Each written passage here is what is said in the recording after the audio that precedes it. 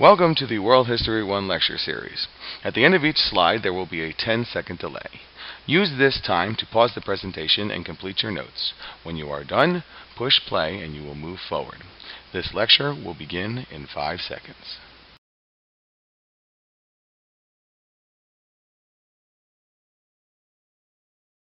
Welcome to World History 1 Lecture 9.2 on Christianity and Frankish leaders, and let's talk again about this guy, Pope Francis.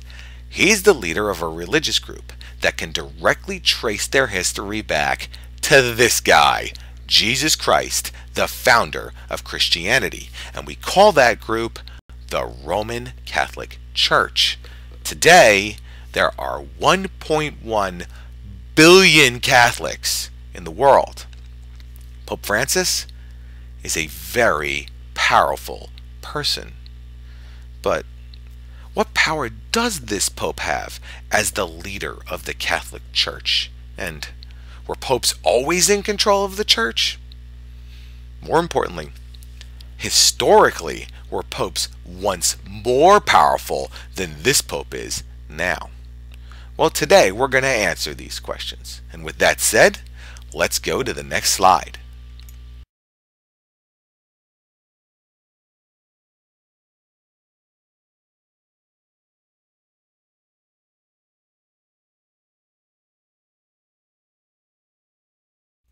When things are falling apart around you, people will grab onto whatever they can. And in the Dark Age, that thing was the Catholic Church. The Catholic Church was the only universal European institution, as it represented hope through salvation. You were almost guaranteed to find a Catholic Church in any village in Western Europe. And here's the thing, life was so bad for these people that they thought the only way to escape was salvation by Jesus and going to heaven. That's how bad it was in the Dark Age. The Church does some other important things as well. The Church preserved Greco-Roman culture within monasteries and then through illuminated manuscripts. Here's the problem. Illiteracy becomes quickly widespread among the masses. There's nobody to teach people how to read, and almost everybody forgets.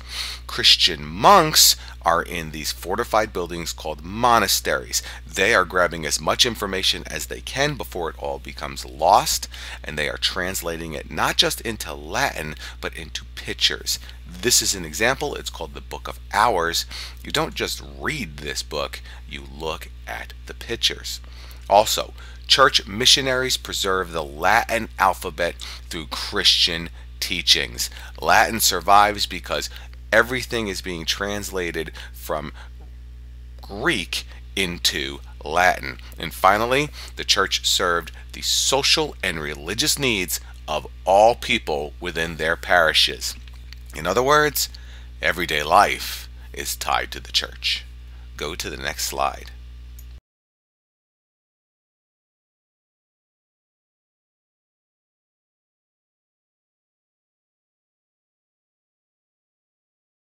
Today's Catholic Church is a massive organization, and it is well organized. Everybody knows who's in charge, from the Pope all the way down to your local priest. But the Catholic Church was not always set up that way. At the beginning of the Dark Age, the Church itself was unorganized. Church authority grows slowly, with local priests and bishops holding the majority of power. In other words, it's like herding cats. Everybody's doing whatever they want on the local level. But that's about to change. Church authority on a national scale took shape around 800 CE when this guy, Pope Leo III, anoints Charlemagne Emperor of Rome and sets a precedence of church authority over civil authority. Before this point, the civil authority, the governments, were in charge. The religious people had to answer to them. Now the church is in charge, and the governments have to answer to the church. This guy changes everything. Because of this, the foundations of early medieval society are found in a combination of classical Roman heritage, Christian beliefs, and customs of Germanic tribes. Go to the next slide.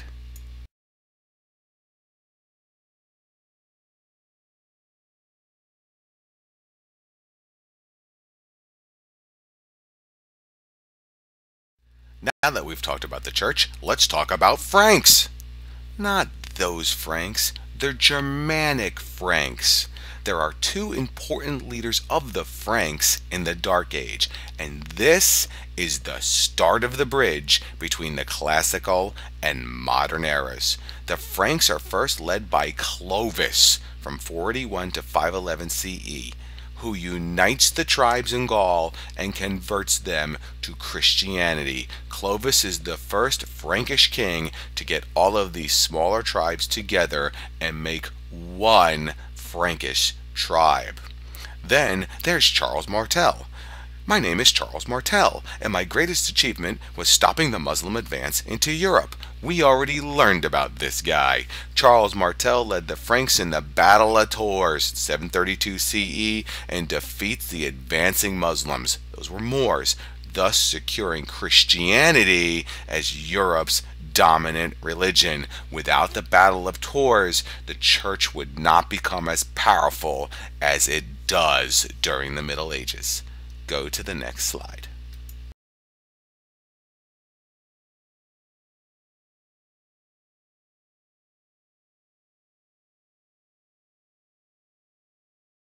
So here we have the church, disorganized but getting it together, and the Franks, who are growing strong.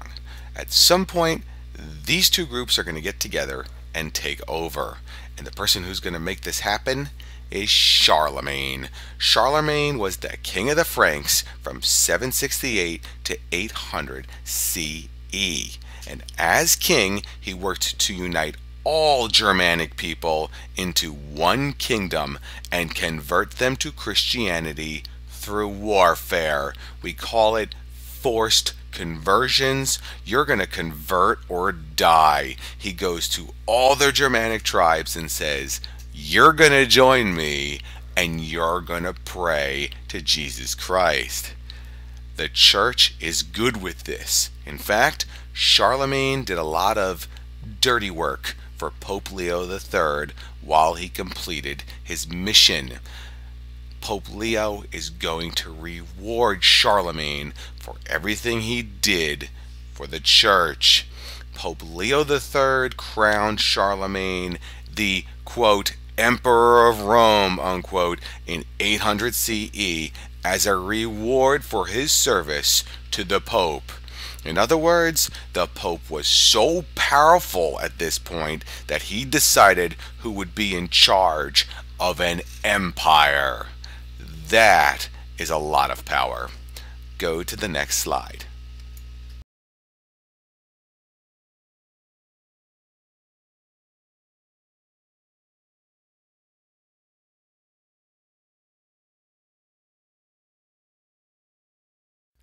Let's talk about Charlemagne for a second, because not only does he have the coolest name in all of medieval Europe, but his legacy is very important. Charlemagne was the first leader of the Holy Roman Empire. That empire lasts in one form or another from 800 CE all the way to 1806 CE, and it covered France, Germany, the northwestern Baltic region, northern Italy, and the Alps. In other words, the Holy Roman Empire covers a lot of what used to be the Western Roman Empire, and Charlemagne did some good things as emperor. Charlemagne as emperor worked to soothe tensions with the Byzantine Empire, who did not accept him as the leader of a united Rome. Charlemagne knew that he had to keep those folks in the Eastern Roman Empire, the Byzantine Empire, happy, and make sure they knew he was not trying to combine both of these places back into a new Rome. He supported learning through schools and a formalized Christian doctrine, written canons and laws followed by all Christians. Charlemagne starts education again in Western Europe, and he wants everybody to follow one uniform Christian system. Finally, Charlemagne fostered a renaissance of Roman culture in medieval Europe. Everybody is ready to become Roman again.